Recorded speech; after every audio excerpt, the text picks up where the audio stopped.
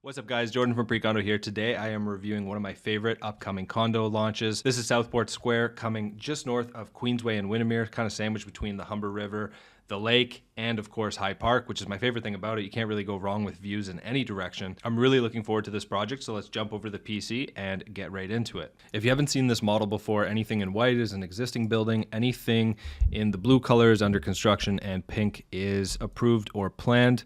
So obviously this is the Humber Bay community here. This is where I live. So take everything I say with a grain of salt. I'm heavily biased on this neighborhood, but I do think it is one of the best pockets in the city to be in, at least for condos. So this is Lakeshore and Windermere. If you head up Windermere a little bit, you've got this Southport Street here. And then of course, taking after the name, Southport Square condos are right here. So you've got two buildings.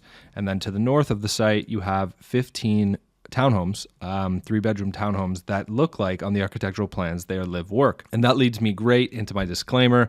I don't speak for nor represent the developer, so take everything I say with a grain of salt. Everything I'm showing you is based on publicly available documents submitted to the city. It is worth noting that usually I do these reviews once we have brochures, floor plans, finalized pricing. I'm doing this one a little bit early because I'm particularly excited about this site. I'm going to start doing more of these early reviews as well.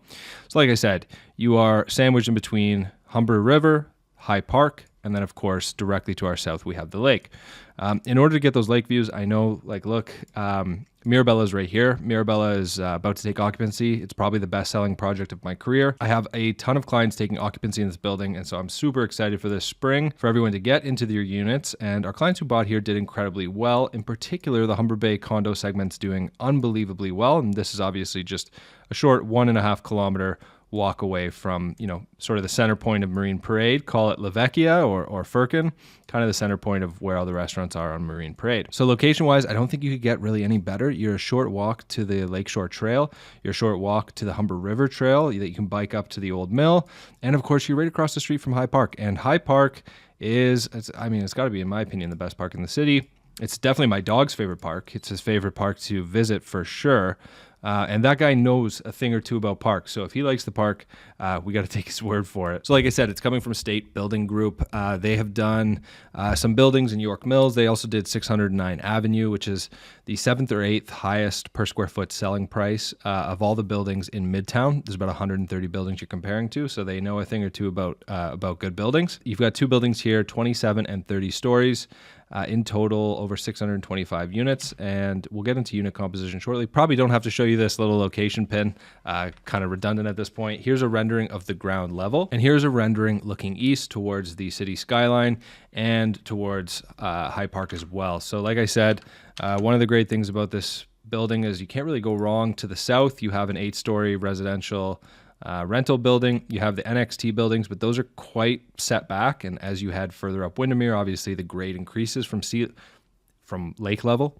And to your west, you have the Humber River, which is a great option to look at. And to your east, you have the downtown skyline. Whoa, slow down. You've got the downtown skyline, and you have there we go, downtown skyline. Plus, you've got the High Park pond and High Park in the distance. So like I said, you can't really go wrong with views in any direction in this building.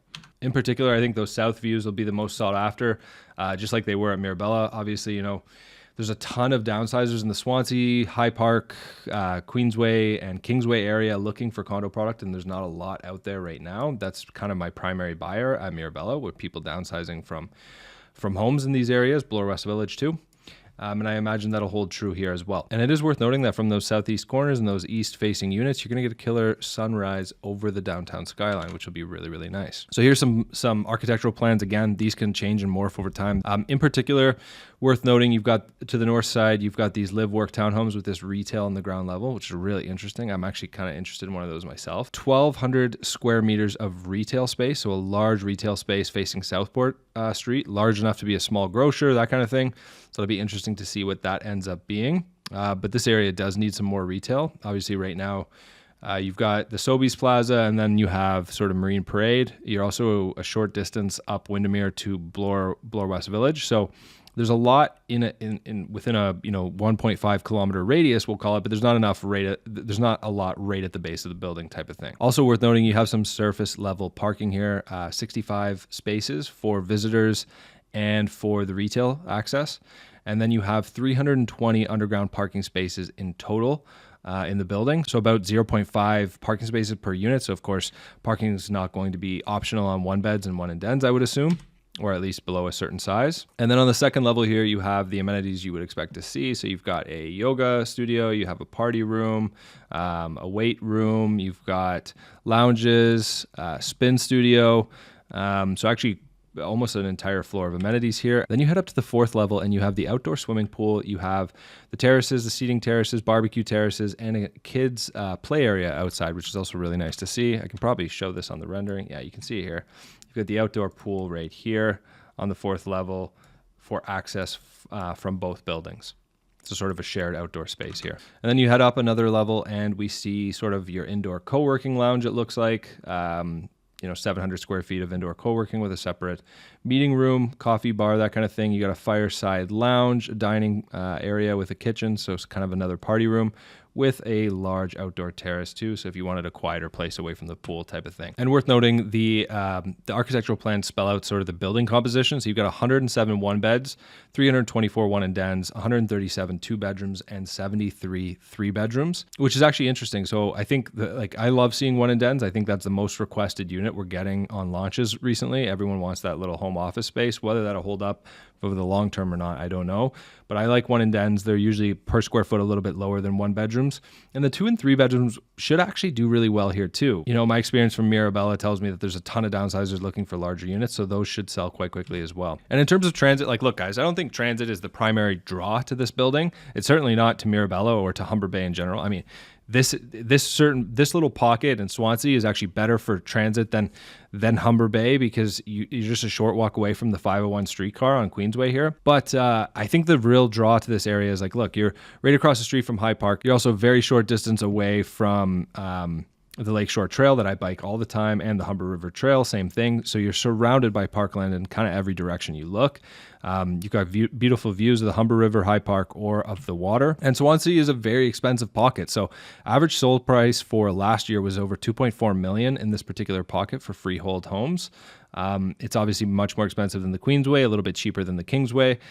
So it's a very expensive pocket to be in. And so, when we talk about pricing, obviously we don't know where it's going to line up, but it can't be cheap because Humber Bay is already so expensive and this pocket is really sought after. And if you look at the last sort of 2 years, so sort of the COVID years of condo, and you look at January 2020 high condo prices, CO1, if these numbers don't mean anything, don't worry, I'll spell it out. So CO1 is the downtown core. CO8 is sort of downtown east, so it's like Moss Park, Regent Park area. W06 is the interesting one for us. So that is Mimico.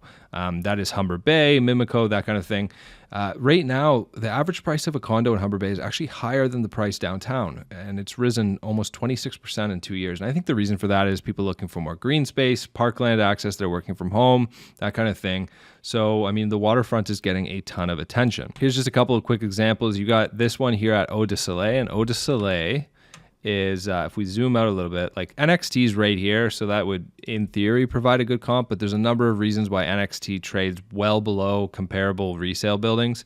I won't get into why NXT is seemingly cheaper than every other building in this video. So you head over to Humber Bay, you've got Eau de Soleil here, and this is a 483 square foot unit that just sold in January for $690,000, putting it at $1,428 per square foot. Here's one at Jade, and Jade is this little building sandwiched in here, in between Vita and Eau de Soleil. And this one sold back in August of last year, so this one's sell for more now for sure. And this one sold for $1,308 a foot without parking. So this unit had no parking. And then you have another unit here. This is a lower penthouse unit at Eau de Soleil. This one's sold for 840 square feet, sold for $1.395 million. So sold for $1,660 a foot. And of course, this is a lake-facing unit. So kind of give you kind of a benchmark of what people are paying on the resale market for Lakeview units in this pocket. It isn't cheap. It's almost downtown pricing. In this case, it's higher than downtown pricing. But that's just because people love the area. I mean, I'm biased. I love the area. But I'm really looking forward to this launch. If you want more information, sign up in the link in the description and you'll get the prices and floor plans as soon as they are released. And you can reach out to me, book a call with me, go to precondo.ca/call. And that way we can be prepared for when the condo launches and we can make sure that you are, make sure you're first in line. I will see you guys next video.